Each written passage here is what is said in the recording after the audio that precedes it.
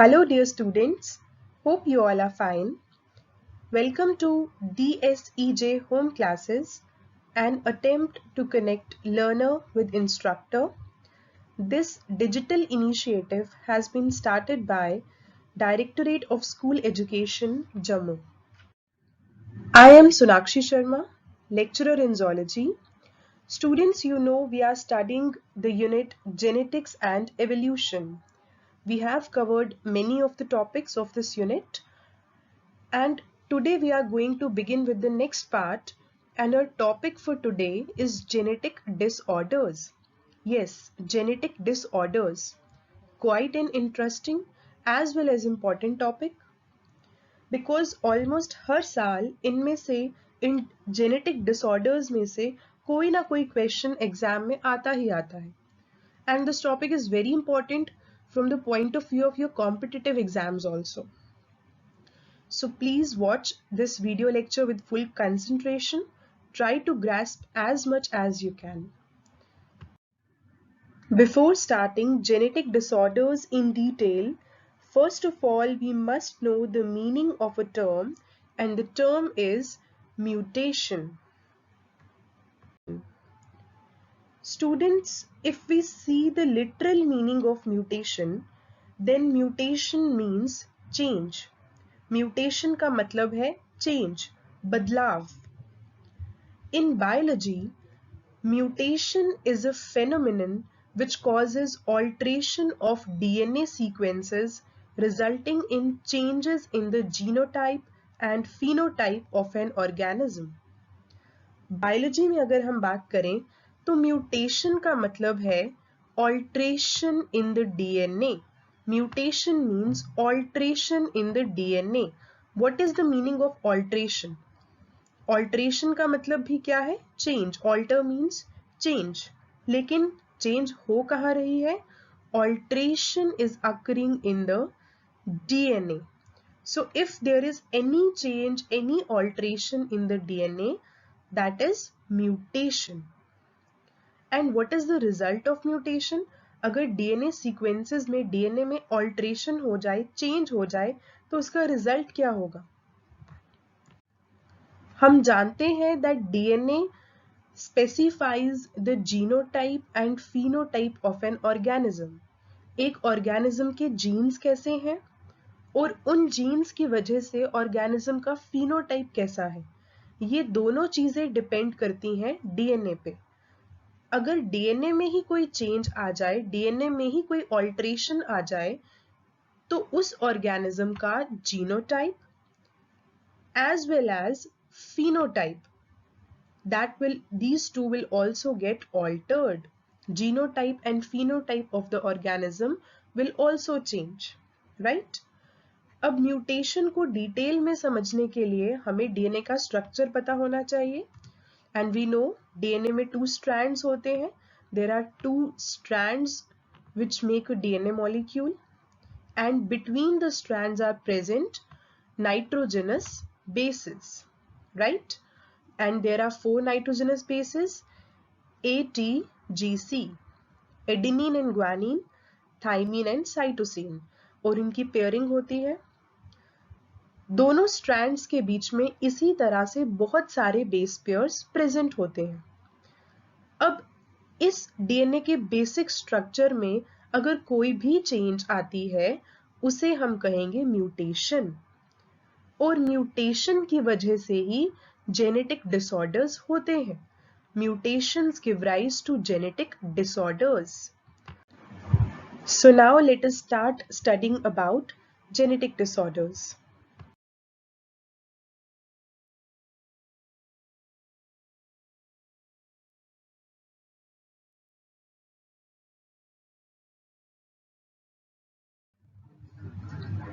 Genetic disorders, इस word को सुन के ही इसका मीनिंग क्लियर हो जाता है.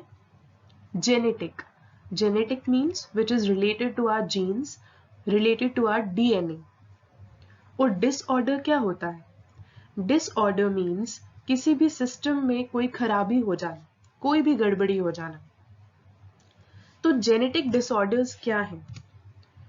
A genetic disorder is an illness caused by change in a person's DNA. एक इंसान के डीएनए में अगर कोई चेंज हो जाती है, कोई खराबी हो जाती है, कोई भी गड़बड़ी हो जाती है, तो उस वजह से जो इलनेस प्रोड्यूस होगी, जो बीमारी प्रोड्यूस होगी, जो डिसऑर्डर प्रोड्यूस होगा, उसे ही हम कहते हैं genetic disorder. And genetic disorder is an inherited illness. Genetic disorders inherit होते हैं. They are transmitted from one generation to other generation because genes are the vehicles of heredity. So students, as per your NCERT, अगर हम genetic disorders को classify करें, they can be divided into two large groups, namely Mendelian disorders and chromosomal disorders. Mendelian disorders and chromosomal disorders. ध्यान से समझिएगा because यहीं से आपका सारा बेस, सारा कॉन्सेप्ट स्टार्ट हो जाएगा जेनेटिक डिसऑर्डर्स का. Mendelian disorders का एक और नाम है gene related disorders. These occur due to alteration or mutation in a single gene. क्या लिखा है हमने यहाँ पे? Single gene. These occur due to alteration or mutation in a single gene. ऐसे disorders, ऐसी diseases जो किसी जीन में किसी म्यूटेशन, किसी डिफेक्ट की वजह से होती हैं, उन्हें हम कहते हैं मेंडेलियन डिसऑर्डर्स. हम जानते हैं कि एक क्रोमोसोम के ऊपर बहुत सारे जीन्स प्रेजेंट होते हैं. इन जीन्स में से अगर किसी भी जीन में कोई गड़बड़ी हो जाए, कोई डिफेक्ट हो जाए, तो उस टाइप के डिसऑर्डर को हम कहेंगे मेंडेलियन डिसऑर्डर और जीन रिलेटेड डिसऑर्डर. राइट? पूरे क्रोमोसोम को कोई प्रॉब्लम नहीं हो रही, ओनली वन और more genes are getting defected. अब जीन रिलेटेड डिसऑर्डर्स क्यों बोल रहे हैं, हम समझ गए. मेंडेलियन डिसऑर्डर्स क्यों बोल रहे हैं? Because these are transmitted to the offspring in line with the Mendel's principles of inheritance. जो Mendelian principles of inheritance हैं, उनको strictly follow करते हुए ये disorders एक generation से दूसरी generation तक transmit होते हैं. That is why they are known as Mendelian disorders. Now second one are chromosomal disorder, right? Second ones are chromosomal disorders. These occur due to absence or excess or abnormal arrangement of one or more chromosomes. की definition आपको NCERT में भी मिल जाएगी. पर इसका मतलब क्या है? See, एक सेल में क्रोमोसोम्स प्रेजेंट होते हैं, राइट? सेल के न्यूक्लियस में क्रोमोसोम्स है. अगर एक सेल में एक पूरा क्रोमोसोम एक्स्ट्रा हो जाए या एक क्रोमोसोम कम हो जाए, तो इस एबनॉर्मल अरेंजमेंट ऑफ क्रोमोसोम्स की वजह से होने वाली डिजीज को, होने वाले डिसऑर्डर्स को हम कहेंगे क्रोमोसोमल डिसऑर्डर्स. समझ में आया बच्चे कॉन्सेप्ट आप लोगों को? मेंडेलियन डिसऑर्डर्स जीन में डिफेक्ट की वजह से हो रहे हैं. जीन्स कहाँ है? क्रोमोसोम के ऊपर. और क्रोमोसोमल डिसऑर्डर्स पूरे के पूरे क्रोमोसोम में किसी प्रॉब्लम की वजह से हो रहे हैं. All right? And today the disorders which we are going to study are Mendelian disorders. आज जो disorders हम study करेंगे they are Mendelian disorders और gene related disorders. जीन्स में गड़बड़ी होने की वजह से किस तरह से बड़े बड़े जेनेटिक डिसऑर्डर्स हो जाते हैं, फैटल जेनेटिक डिसऑर्डर्स हो जाते हैं, वो सब हम आज स्टडी करेंगे. अब जो हमारे मेंडेलियन डिसऑर्डर्स हैं या जो हमारे जीन रिलेटेड डिसऑर्डर्स हैं, जो एक जीन में डिफेक्ट होने की वजह से प्रोड्यूस हो रहे हैं, उनको हम टू डिफरेंट टाइप्स में क्लासिफाई करते हैं. They are autosomal disorders and sex linked disorders. I think these names have hinted you the meanings too.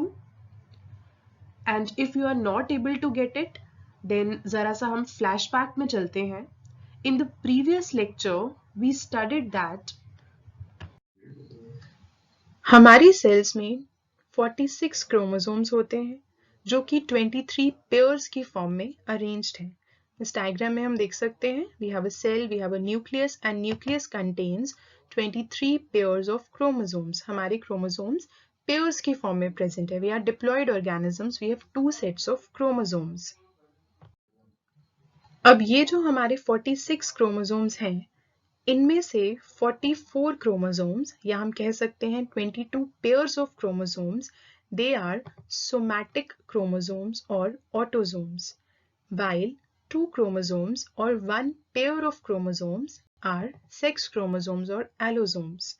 इस डायग्राम में हम देख सकते हैं in this flow chart out of the 46 chromosomes we have 22 pairs or 44 chromosomes known as autosomes, whereas one pair or 2 chromosomes are known as sex chromosomes.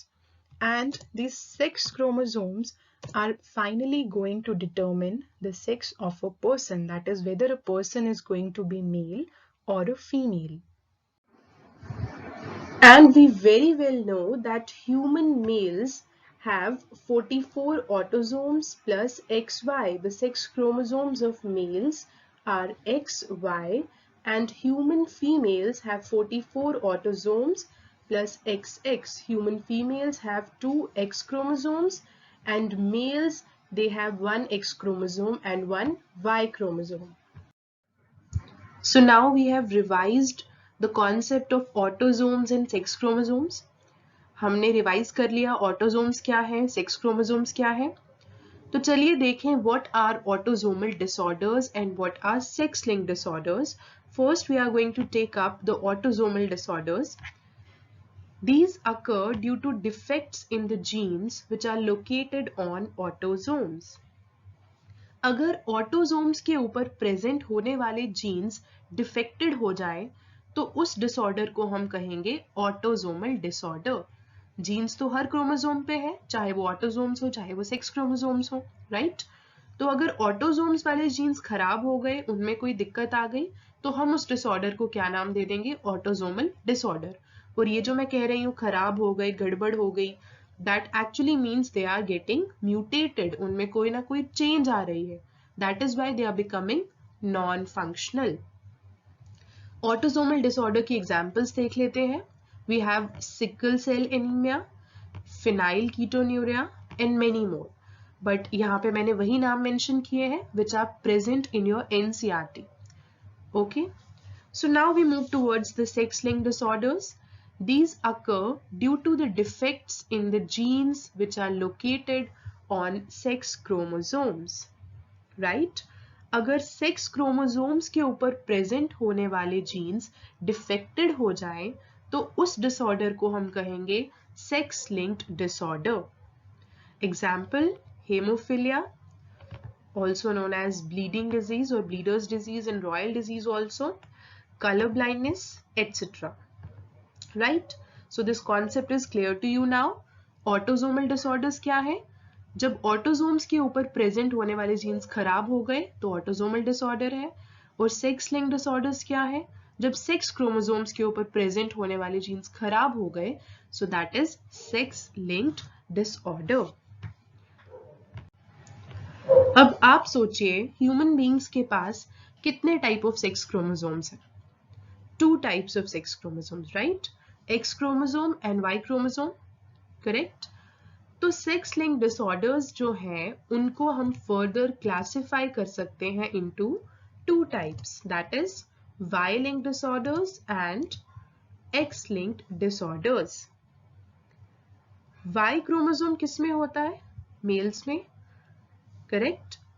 तो mails के Y chromosome के ऊपर जो जीन्स प्रेजेंट हैं अगर वो defected हो जाए, अगर वो म्यूटेटेड हो जाए, उस वजह से जो डिसऑर्डर, जो डिजीज प्रोड्यूस होगी उसे हम कहेंगे Y linked disorder.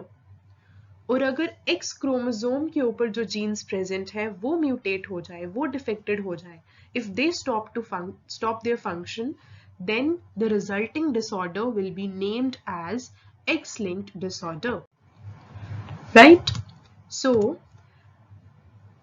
Y-linked disorders, these occur due to defects in the genes which are located on the Y chromosome. And X-linked disorders, these occur due to defects in the genes which are located on X chromosome. This is quite simple because human beings have two sex chromosomes, X and Y.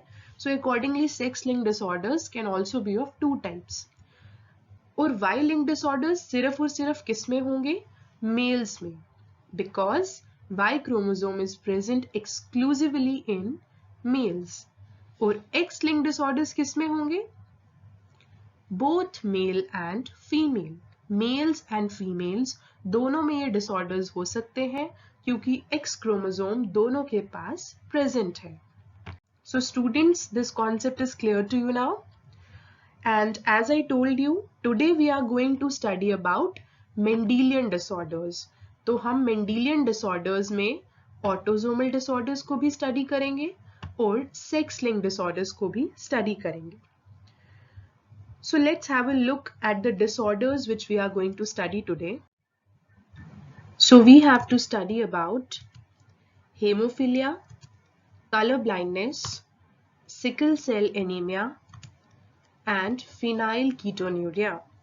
Out of these four, hemophilia and color blindness, they are X-linked disorders, and sickle cell anemia, phenylketonuria, these two are autosomal disorders. That means haemophilia और colour blindness को करने वाले जो genes हैं they are present on X chromosome and sickle cell anaemia और phenyl ketonuria को करने वाले जीन्स कहाँ प्रेजेंट है? ऑटोसोम्स पे.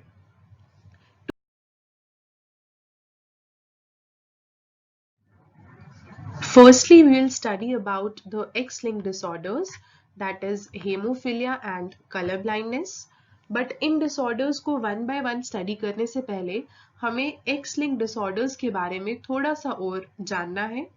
और जो introduction to the X link disorders हम अभी पढ़ने जा रहे हैं that is very important.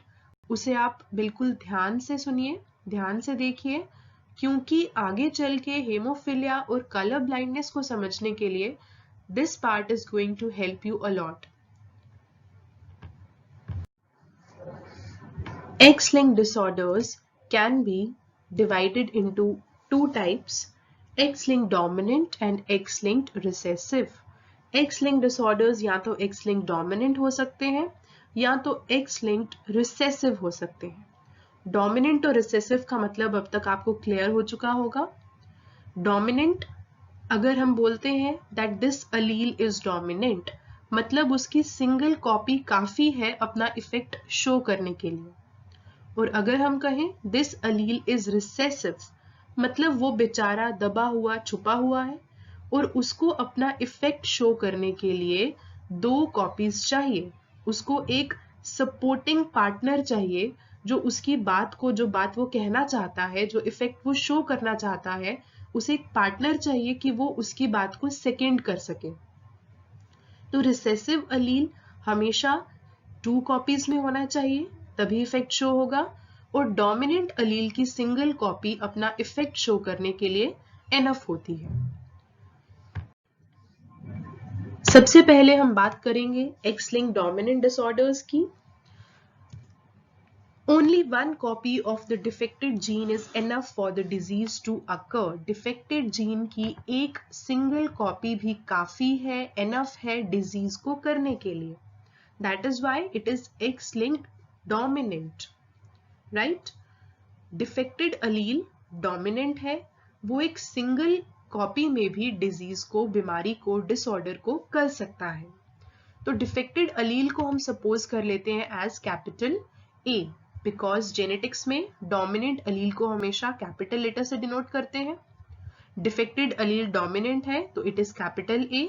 Normal allele recessive है तो उसे हम सपोज कर सकते हैं as small a, because again in genetics recessive allele is always depicted by a small letter.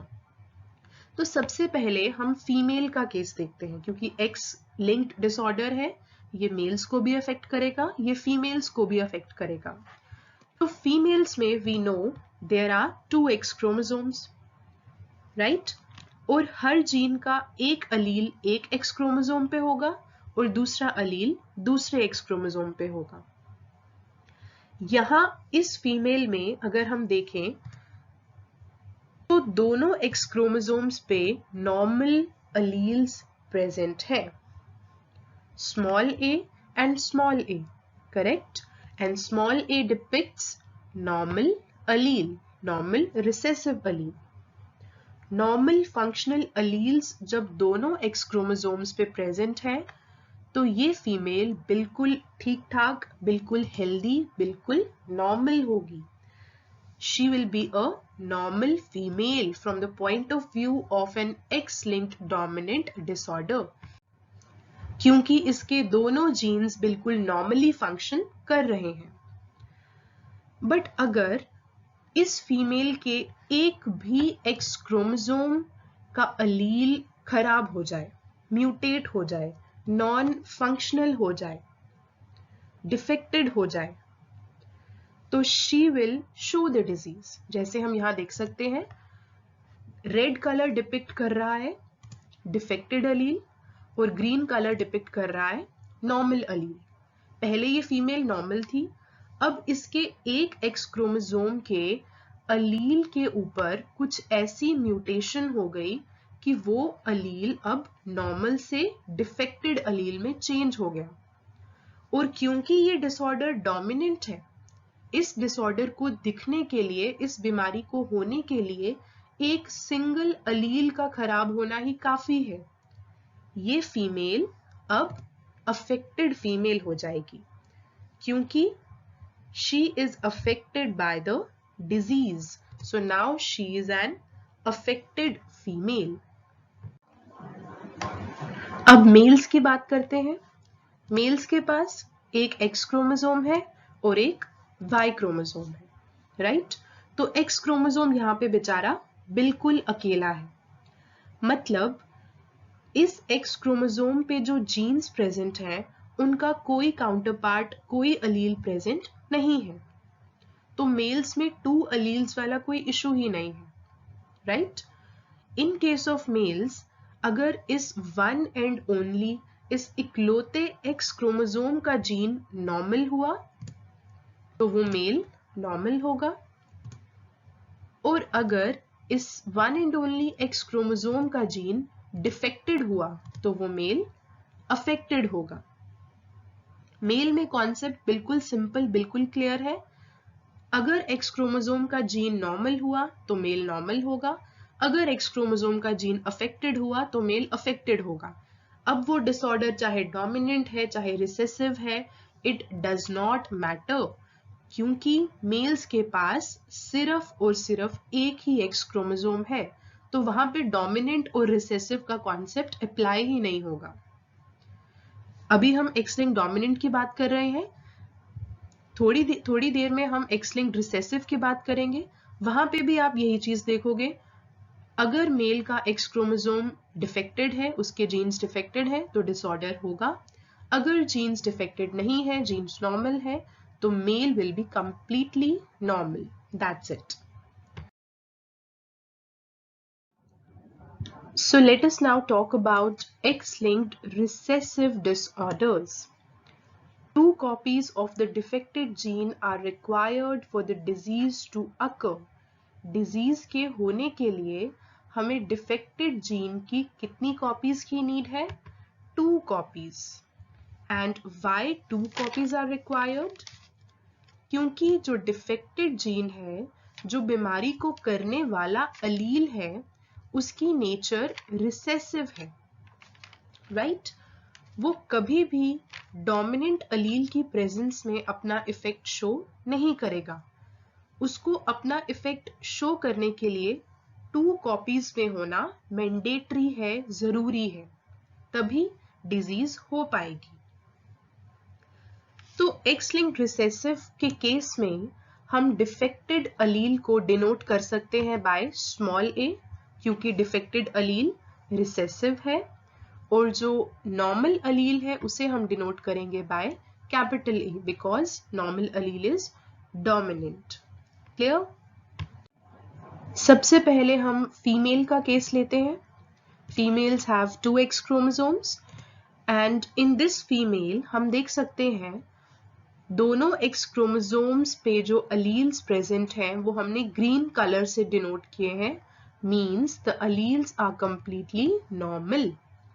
इस फीमेल के एक्स क्रोमोसोम्स पे जो अलील्स हैं वो बिल्कुल नॉर्मल है, कैपिटल ए। तो ये जो फीमेल है ये कंप्लीटली नॉर्मल फीमेल होगी, इसको कोई भी डिजीज नहीं होगी। She will not suffer from an X linked recessive disorder, क्योंकि इसके नॉर्मल अलील्स प्रेजेंट है जो फुली फंक्शनल है। अब अगर इस फीमेल के एक एक्स क्रोमोसोम पे कुछ प्रॉब्लम आ जाती है, एक एक्स क्रोमोसोम का जो अलील है वो बन जाता है डिफेक्टेड, उसमें हो जाती है म्यूटेशन, तो क्या होगा? देखो डिजीज कैसी है, कौन से डिसऑर्डर की हम बात कर रहे हैं? रिसेसिव डिसऑर्डर की हम बात कर रहे हैं। और रिसेसिव डिसऑर्डर के होने के लिए हमें डिफेक्टेड अलील 2 कॉपीज में चाहिए।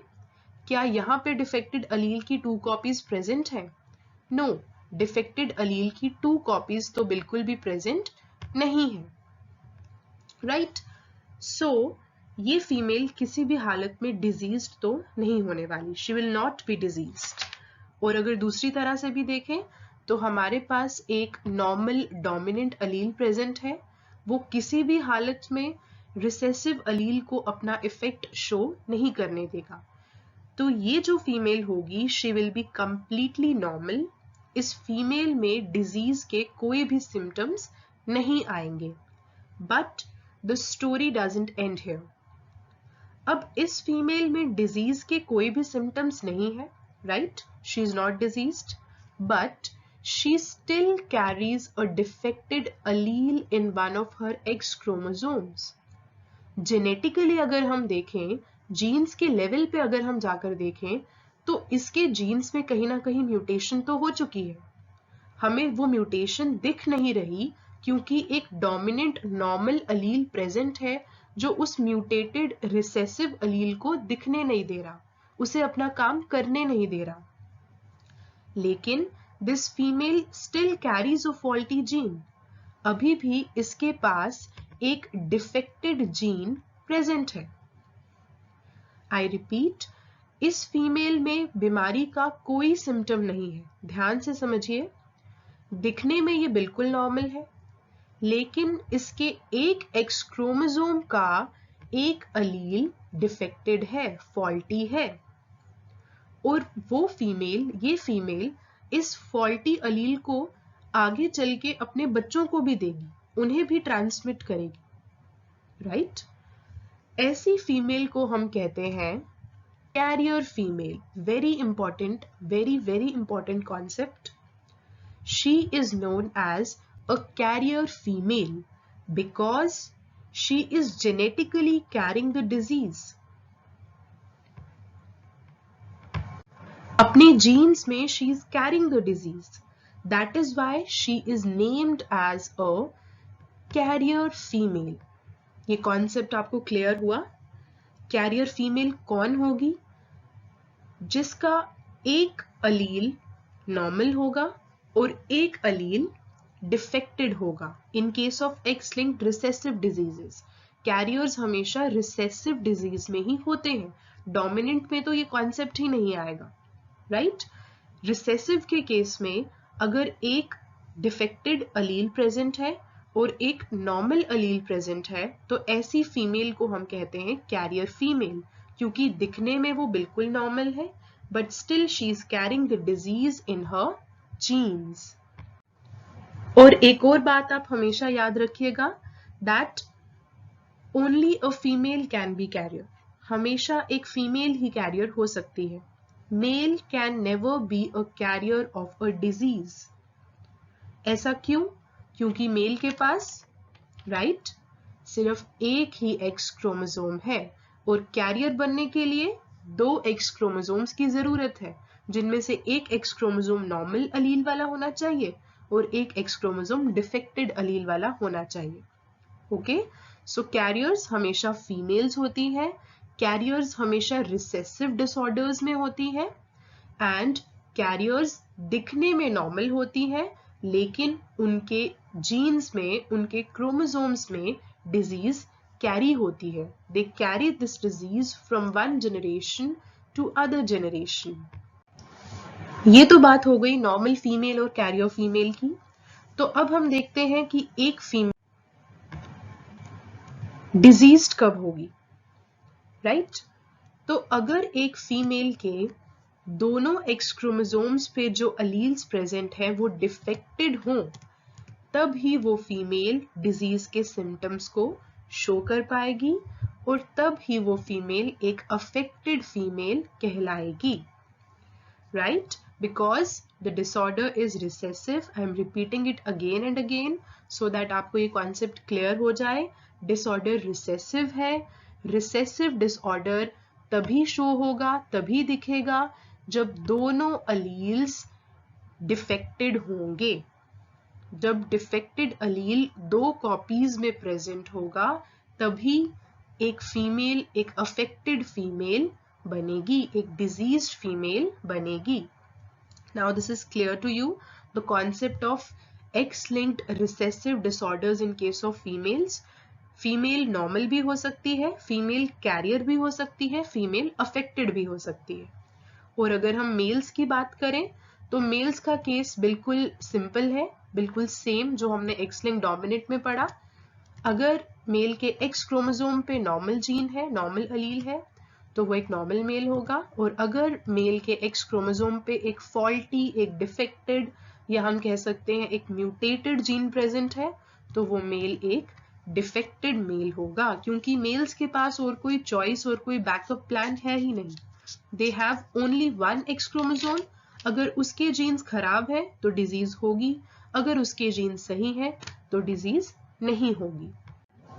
सो I hope this entire concept of X-linked recessive disorders is now clear to you, and now we are quite ready.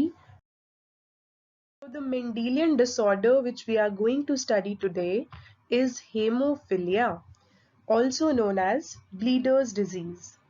नाम सुन के आपको थोड़ा बहुत आइडिया हो गया होगा that the disorder is related to blood.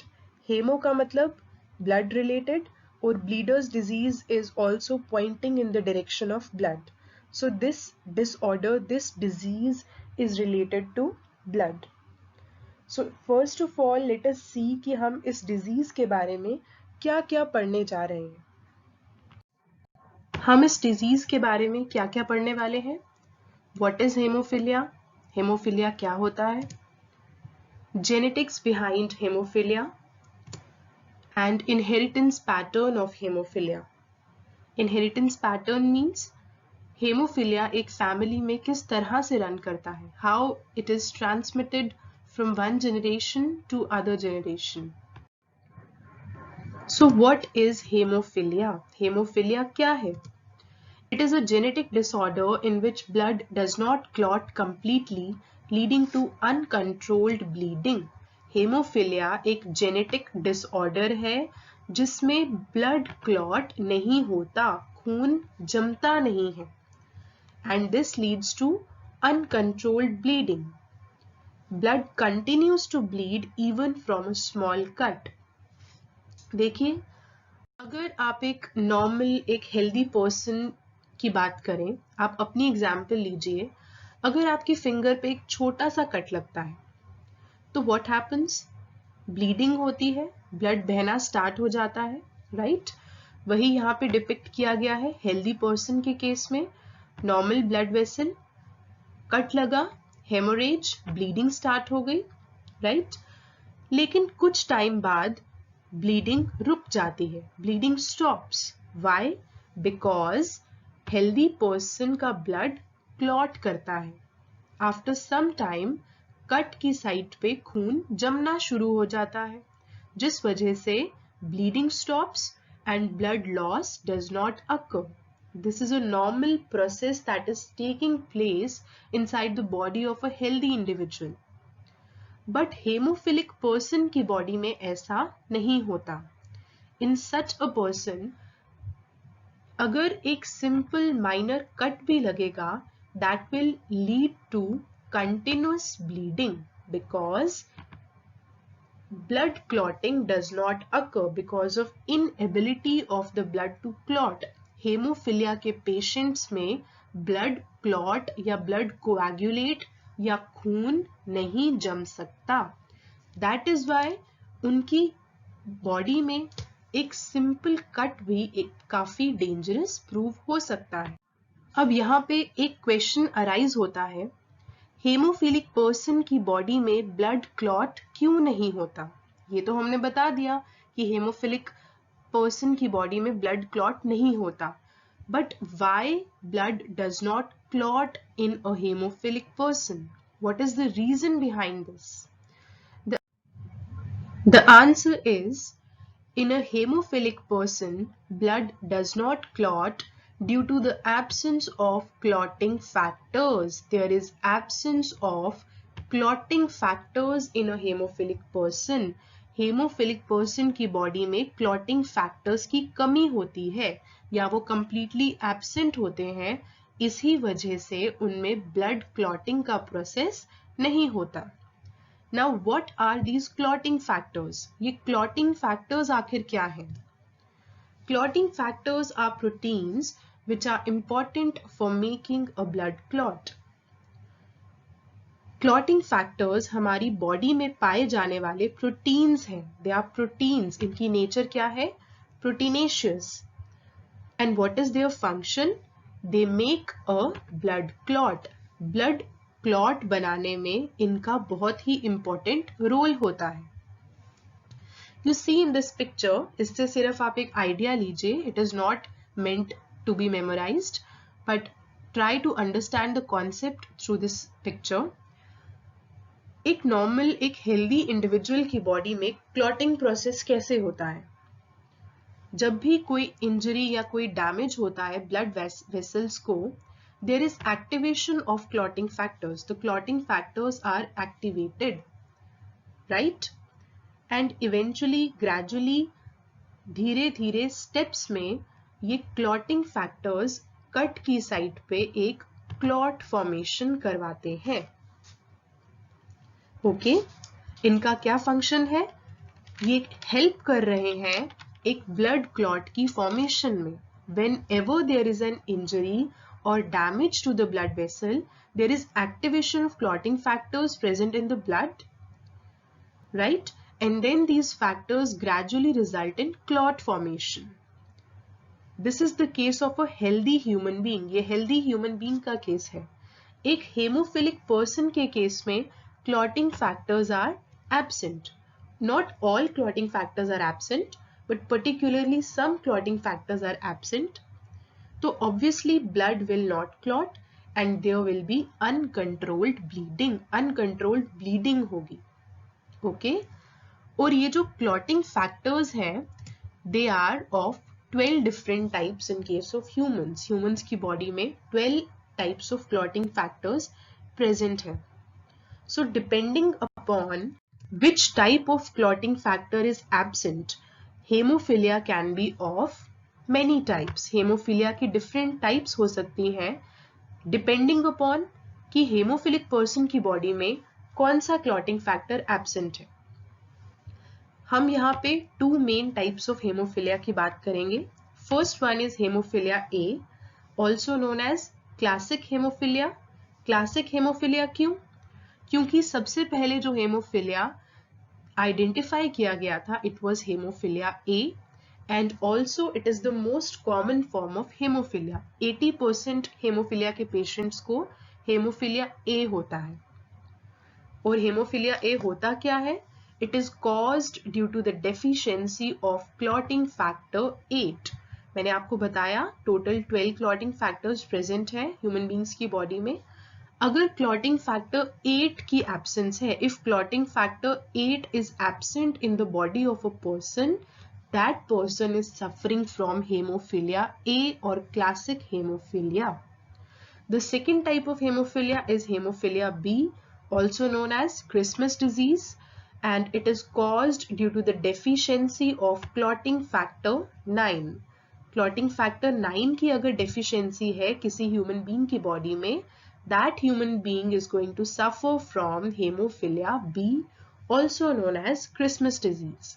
इन दोनों डिजीजेस के, दोनों टाइप्स ऑफ हेमोफिलिया के सिम्टम्स बिल्कुल सिमिलर है। सब में एक्सेसिव ब्लड लॉस होगा, प्रोफ्यूज ब्लीडिंग होगी, लेकिन जेनेटिक फैक्टर अगर हम देखें तो वो थोड़ा सा डिफरेंट है, पैथोलॉजी इनकी थोड़ी सी अलग है, क्लॉटिंग फैक्टर जो एब्सेंट है that is different. Okay, let us now see the genetics of haemophilia. हमने बिगिनिंग में ही कहा जब हमने definition the, haemophilia is a genetic disorder. आज हम जेनेटिक डिसऑर्डर्स ही स्टडी कर रहे हैं, पर अब तक हमने हेमोफिलिया की स्टोरी में कहीं भी जीन्स का नाम तो लिया ही नहीं। So let us now see the genetics of hemophilia. It is an X-linked recessive disorder, very important. X-linked recessive disorder, अब तक ये आपको क्लियर हो चुका होगा X-linked recessive का क्या मतलब है। पहले X-linked का मतलब समझते हैं। The gene which produces clotting factor is located on X chromosome. वो जीन जिसकी म्यूटेशन, जिसकी गड़बड़ी की वजह से हेमोफिलिया होता है, that gene is located on X chromosome. Okay, तभी हम बोल रहे हैं haemophilia is an X linked disorder. To make it more clear to you, let us compare the X chromosomes of a healthy individual and a hemophilic person. Okay, now see here very carefully. In a healthy person, X chromosome contains normal clotting factor producing gene. Healthy person के अगर हम X chromosome को देखें तो यहाँ पे जो gene present है, that gene is completely normal, it is completely functional, okay, and it is producing clotting factor. हमारी बॉडी में जीन्स का क्या फंक्शन होता है? Genes produce proteins, genes proteins को बनाते हैं। So here we have a gene and it is producing a protein in the form of a clotting factor. अब क्लॉटिंग फैक्टर प्रोड्यूस हो रहा है तो blood of such person will clot. During an injury ऐसे healthy person का blood clot होगा। क्यों? क्योंकि उसकी बॉडी में क्लॉटिंग फैक्टर है और क्लॉटिंग फैक्टर को बनाने वाला जीन कहाँ लोकेटेड है? एक्स क्रोमोसोम पे। अब अगर हम एक हेमोफिलिक पर्सन के एक्स क्रोमोसोम को देखें तो यहाँ पर क्लॉटिंग फैक्टर को बनाने वाला gene is not normal, this gene is defected. Okay, this gene is not functional, ये अपना काम नहीं कर रहा। रिजल्ट क्या होगा? No clotting factor will be produced, clotting factor की प्रोडक्शन नहीं होगी। So therefore no blood clotting, blood clot ही नहीं हो पाएगा। एक सिंपल कट, एक सिंपल इंजरी से भी प्रोफ्यूज ब्लीडिंग होगी, अनकंट्रोल्ड ब्लीडिंग होगी, एक्सेसिव ब्लड लॉस होगा। This is haemophilia.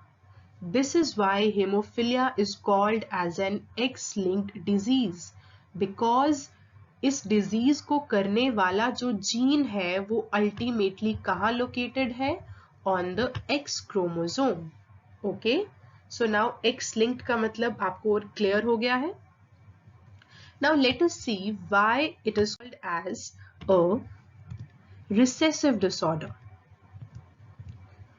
Two copies of the defected gene are required to cause the disease. Okay, we know this. ये हम बहुत अच्छे से अभी स्टडी कर चुके हैं। हेमोफिलिया को रिसेसिव डिसऑर्डर क्यों बोलते हैं? बिकॉज डिफेक्टेड जीन की 2 कॉपीज हमें चाहिए to show the disease. Okay, तो अब डिफेक्टेड अलील जो हेमोफिलिया कर रहा है, जिसकी वजह से डिजीज हो रही है, इट इज रिसेसिव। वो रिसेसिव है तो उसे हम डिनोट कर देंगे बाय स्मॉल h। यहाँ पे हम h क्यों यूज कर रहे हैं? बिकॉज वर्ड इज हेमोफिलिया और उसका फर्स्ट अल्फाबेट h है, तो हमने वही पिकअप किया है। Okay, and the normal allele is dominant, so it is denoted by capital H। ठीक है, ये क्लियर है आपको? जो डिफेक्टेड अलील है वो रिसेसिव है, ये डिसऑर्डर एक एक्स लिंक्ड रिसेसिव डिसऑर्डर है, तो हमने डिफेक्टेड अलील को डिनोट कर दिया स्मॉल h से, और नॉर्मल अलील को हमने डिनोट कर दिया कैपिटल H से, because normal allele is dominant. So let us see क्या क्या पॉसिबल जीनोटाइप्स और उनके रिजल्टिंग phenotypes हो सकते हैं। All the possible genotypes and phenotypes in male and female are as follows. Let us examine them one by one. First one is XHY, X capital H and Y. XY मतलब male है और इसके X chromosome के ऊपर जो allele present है that is capital H and capital H is a normal allele, मतलब ये मेल एक नॉर्मल मेल होने वाला है। ये हम अभी सब समझ चुके हैं कॉन्सेप्ट पहले ही। मेल के केस में अगर एक्स क्रोमोसोम के ऊपर एक नॉर्मल अलील है तो मेल नॉर्मल होगा, अगर एक्स क्रोमोसोम के ऊपर डिफेक्टेड अलील है तो मेल अफेक्टेड होगा। Okay, so in the second case you can see it is x small h and y। इसका मतलब इस मेल के पास जो एक इकलौता जीन है क्लॉटिंग फैक्टर प्रोड्यूस करने वाला, वो जीन डिफेक्टेड हो चुका है, वो जीन खराब हो चुका है, वो जीन म्यूटेटेड हो चुका है। तो हम इस मेल को क्या नाम देंगे? हेमोफिलिक मेल, क्योंकि इस मेल को हेमोफिलिया होगा, इसकी बॉडी में क्लॉटिंग फैक्टर्स नहीं बनेंगे, इसका ब्लड क्लॉट नहीं होगा, so he is suffering from the disease. Next, X capital H, X capital H, 2 X's means it is a, she's a female, correct, and a normal female. Why a normal female? Because both the alleles are normal alleles. Okay, so normal clotting factor produce होगा, alleles बिल्कुल ठीक है, normal function कर रहे हैं, clotting factor बन रहा है, and the female is completely normal. X capital H and X small h. So this is again the interesting case of a carrier female, because एक X के ऊपर एक normal allele present है that is capital H, और एक X के ऊपर एक abnormal allele या एक defected allele that is small h present है. Alright, so she is going to be a carrier female. Fine, she is going to carry the disease. Although इसमें disease के कोई भी सिम्टम्स, हेमोफिलिया का कोई भी सिम्टम नहीं होगा, इसका ब्लड प्रॉपरली क्लॉट होगा, लेकिन जीन इज फॉल्टी, एक फॉल्टी जीन ये कैरी कर रही है। Then X small h and X small h, both the alleles are present in the defected form. It is a recessive disease, so the female is going to be hemophilic. अब दो alleles थे, दोनों के दोनों खराब हो चुके हैं, कोई चांस नहीं है क्लॉटिंग फैक्टर प्रोड्यूस होने का, so the female is going to be haemophilic. अब हम स्टडी करेंगे inheritance pattern of haemophilia. Haemophilia family में किस तरह से ट्रांसमिट होता है, जनरेशन टू जनरेशन किस तरह से पास ऑन होता है, उसी स्टडी को हम कहेंगे इनहेरिटेंस पैटर्न ऑफ हेमोफिलिया। मतलब अगर सपोज करो एक नॉर्मल मेल और एक haemophilic female they get married, तो क्या प्रोबेबिलिटी है, क्या रिस्क है, कितने चांसेस हैं कि उनके ऑफस्प्रिंग डिजीज्ड होंगे, क्या चांसेस हैं कि उनके ऑफस्प्रिंग नॉर्मल होंगे।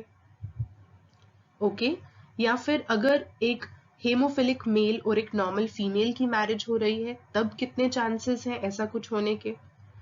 ऐसे डिफरेंट कॉम्बिनेशंस के क्रॉसेस को हम स्टडी करेंगे to understand about the inheritance pattern of this disease. चलिए अपना फर्स्ट क्रॉस देखते हैं, a cross between normal female and a haemophilic male. तो ये क्रॉस किसके बीच में है, एक नॉर्मल फीमेल है, right, and a hemophilic male. The male is suffering from the disease. Male को हेमोफिलिया है और फीमेल बिल्कुल नॉर्मल है। फाइन, सो नॉर्मल फीमेल, क्या जीनोटाइप होगा एक नॉर्मल फीमेल का, हमने अभी देखा X capital H and X capital H। Fine, अब इस नॉर्मल फीमेल की मैरिज हुई है एक हेमोफिलिक मेल के साथ। जीनोटाइप क्या होगा? X small h and Y। एक ही X क्रोमोसोम है मेल के पास और उस one and only X chromosome के ऊपर जो जीन प्रेजेंट है वो नॉन फंक्शनल हो चुका है, वो क्लॉटिंग फैक्टर बनाना बंद कर चुका है। That is why this male is suffering from haemophilia, right? तो चलिए इनके गेमीट्स देखते हैं किस टाइप के हैं। फीमेल के ओवा एक ही टाइप के होंगे, right? X capital H and X capital H। In case of male जो स्पर्म्स बनेंगे टू टाइप्स के, X small h and Y containing sperms. This is clear to you. This is simply Mendel's second law of inheritance, that is law of segregation. अब क्या होगा? These gametes will fuse. इनकी fusion होगी, fertilization होगी. That will result in the formation of offspring. इनकी progeny, इनके बच्चे produce होंगे। तो come let us see क्या प्रोबेबिलिटी है बच्चों के नॉर्मल, कैरियर या हेमोफिलिक होने की। If this ovum fuses with this sperm, ध्यान से देखिए, अगर इस ओवम की फ्यूजन इस स्पर्म के साथ होती है, the resulting offspring will be, आप लोग कॉपीज पे ये साथ साथ में बनाते चलिए, सिर्फ देखने से आपको इतनी अच्छी अंडरस्टैंडिंग नहीं होगी, okay? Try to make all these crosses in your notebooks. So now if this ovum is fusing with this sperm, the resulting offspring will be X capital H and X small h. और ये offspring क्या होगी? Female होगी because two X's are present. She is a daughter and she is a carrier female. ये एक carrier female है, इसको haemophilia का कोई सिम्टम नहीं होगा, but she is carrying a faulty, a defected gene in her chromosome, in one of her X chromosome. That is why she is a carrier female, right? Now, if this same ovum fuses with the Y containing sperm, we'll get X capital H and Y. That is a male. एक सन, एक बेटा बन रहा है, बेटा पैदा हो रहा है, right? And he is a completely normal male because the gene is completely normal, completely functional, right? Now if this ovum fuses with the X containing sperm, resulting offspring will be a carrier female yet again. Clear? Because one of the X chromosomes is carrying a faulty allele, is carrying a defected allele. So she is a carrier female, right? And if the same ovum fuses with Y containing sperm, we will get X capital HY. That is a normal male. So you are getting this? Here we can see there is 50% chance of getting a carrier daughter, 50% chance है एक career daughter के पैदा होने की, और 50% chance है to get a normal male, okay? अगर एक नॉर्मल फीमेल और एक हेमोफिलिक मेल इनकी मैरिज होती है तो 50% चांस है that they will give birth to carrier female and 50% chance है that they will give birth to a normal male. तो ये क्रॉस आपको समझ में आया? इसी तरह से हम अपने सेकेंड क्रॉस को भी स्टडी करते हैं। Now we have a cross between a carrier female and a hemophilic male. Male अभी भी हेमोफिलिक है, X क्रोमोसोम के ऊपर जो अलील है वो डिफेक्टेड होगा, but now the female is not normal, the female is a carrier female. Carrier female मतलब जीनोटाइप कैसा होगा? X capital H and X small h. And hemophilic male, X small h and Y. The only X chromosome carries a defected allele, right? And in case of the carrier female, एक normal allele present है और एक defected allele present है. ठीक है? Now if they get married, what is the probability of having different kinds of children? Let us see. Firstly, the gamete formation, right? Female is going to produce two different types of ova now. One will carry the normal allele. एक type of ova पे normal functional allele present है और एक type of ova पे defected allele present है. और mail दो different type of sperm produce करेगा, X containing sperm and Y containing sperm, that we know. So after fusion, if this ovum is going to fuse with this sperm, X capital H, X small h, that is a carrier female, okay? This ovum is going to fuse with the Y containing sperm, we will get a normal male. This ovum is going to fuse with the X containing sperm, we will get a hemophilic female. So now we are getting an actual diseased female. अब हमें एक ऐसी female यहाँ मिल रही है who is going to show the disease. क्यों? क्योंकि उसके पास defected allele की कितनी copies present है? 2 copies present है. That is why वो hemophilia show कर रही है. She is diseased, she is affected. Fine. And if this ovum fuses with this sperm, we are going to get a male who is hemophilic. So this shows अगर एक carrier female और एक hemophilic male की mating होती है, they get married, 50% of the daughters will be carriers, 50% of the daughters will be hemophilic. Chances हैं कि उनकी बेटियों में से 50% carriers होंगी और 50% हेमोफिलिक होंगे. 50% को एक्चुअल में डिजीज के सिम्टम्स होंगे. और similarly in case of sons, 50% sons normal होंगे, 50% बेटे बिल्कुल सही बिल्कुल नॉर्मल होंगे और 50% बेटे हेमोफिलिक होंगे. 50% सन्स में एक्चुअल डिजीज प्रेजेंट होगी. तो अगर मैं एक दूसरी तरीके से कहूँ, then we have a chance of getting 25% carrier female, 25% hemophilic female, 25% normal male and 25% hemophilic male, right? One and the same thing.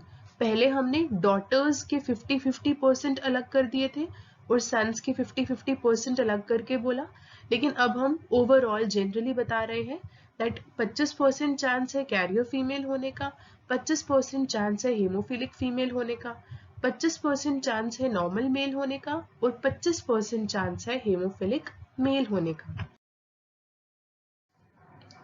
So now let us see cross number 3, a cross between hemophilic female and a normal male. यहाँ पे हमने थोड़ा सा opposite कर लिया है. अब male is now completely normal. पहले हम male को hemophilic रख रहे थे in the first two crosses. Now the male is normal and the female is suffering from the disease. The female is hemophilic. Okay? देखिए क्रॉसेस जो है उनका बेसिक पैटर्न, बेसिक टेक्निक तो हमेशा सेम ही रहता है. अगर आपने पेरेंट्स का जीनोटाइप करेक्टली आइडेंटिफाई कर लिया तो 100% आपका प्रोजेनी रिजल्ट बिल्कुल करेक्ट होगा. ओके, सो जितना हो सके practice these crosses on your notebook so that you get a strong hold on them. Fine. So let us see the genotypes of the parents. Hemophilic female मतलब दोनों के दोनों X chromosomes पे defected alleles होंगे, and normal male X capital H and Y क्योंकि इसके पास एक normal functional allele है. Gamete formation will take place, gametogenesis will occur, right? So if this ovum fuses with the X containing sperm, we are going to get a carrier female. हमें एक carrier female मिलेगी, right? And if this ovum is going to fuse with Y containing sperm, we are going to get क्या result होगा? आप लोगों ने predict कर लिया होगा अब तक. Yes, an affected male. We are going to get an affected male. Now, if this ovum fuses with this sperm, we are going to get a carrier female yet again. And if this ovum fuses with this sperm, we are going to get an affected male. Fine. So what is happening? It is very clear. There is 50% chance of getting a carrier daughter, a carrier female issue, and 50% chance of getting a carrier male, an affected male issue, right? So this is a cross between a hemophilic female and a normal male. Exam में आपको किसी भी type का cross पूछ सकते हैं बनाने के लिए. अगर ओवरऑल क्वेश्चन आता है हेमोफिलिया का तो आप 2-3 क्रॉसेस बाहर ड्रॉ करिए to show the inheritance pattern. And MCQs can also be asked that अगर एक हेमोफिलिक फीमेल की मैरिज एक नॉर्मल मेल से हो जाए तो रिजल्टिंग प्रोजनी में कितनी परसेंटेज है कैरियर फीमेल के होने की, कितनी परसेंटेज है अफेक्टेड मेल के होने की, राइट? तो उस क्वेश्चन को MCQ को सॉल्व करने के लिए आपको क्रॉस ड्रॉ करना आना चाहिए, तभी आप फाइनल कंक्लूजन, फाइनल रिजल्ट तक पहुंच पाएंगे.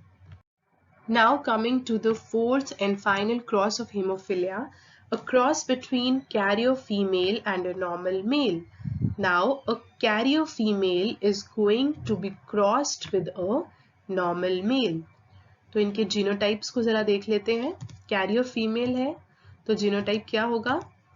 X capital H, X small h. एक डिफेक्टेड अलील है और एक नॉर्मल अलील है. और नॉर्मल मेल में X capital H and Y. Gamete formation will take place. If this ovum fuses with this sperm, ये ovum अगर इस sperm के साथ fuse करता है तो result क्या होगा? Yes, normal female. And if this ovum fuses with Y containing sperm, the result will be normal male. अब तक normal progeny ही बन रही है, normal female, normal male. अब आएगा डिफेक्टेड अलील कैरी करने वाला ovum. So if this ovum fuses with this sperm, we are going to get a daughter and the daughter will be carrier. And if this ovum fuses with Y containing sperm, we are going to get a son, a male issue, and he is going to be haemophilic, right? So there is, what are the chances, what is the probability now?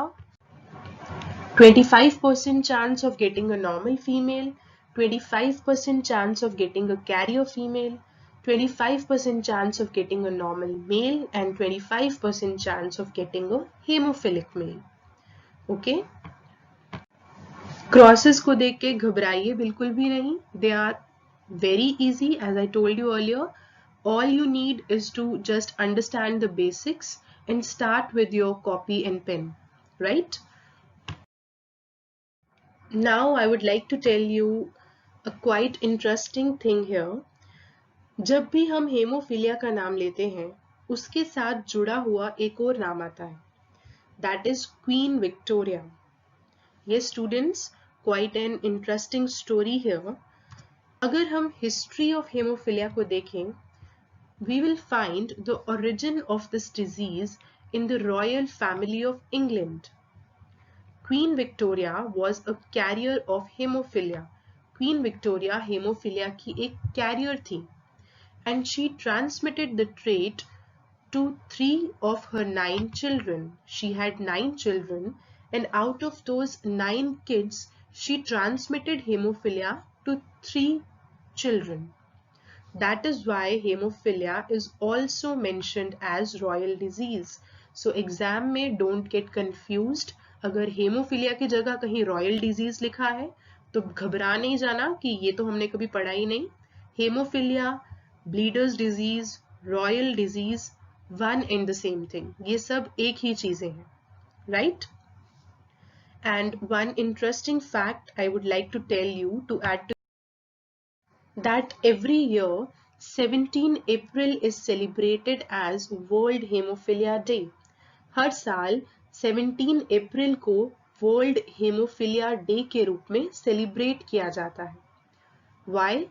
To increase awareness about hemophilia and other bleeding disorders. इस world में बहुत सारे लोग हैं who are suffering from this deadly disease. And genetic disorders का till date कोई proper cure नहीं है. So we celebrate World Hemophilia Day every year to support such people, to help them manage their lives in a better way. With this we complete hemophilia. I hope पूरा concept आपको clear हो चुका है।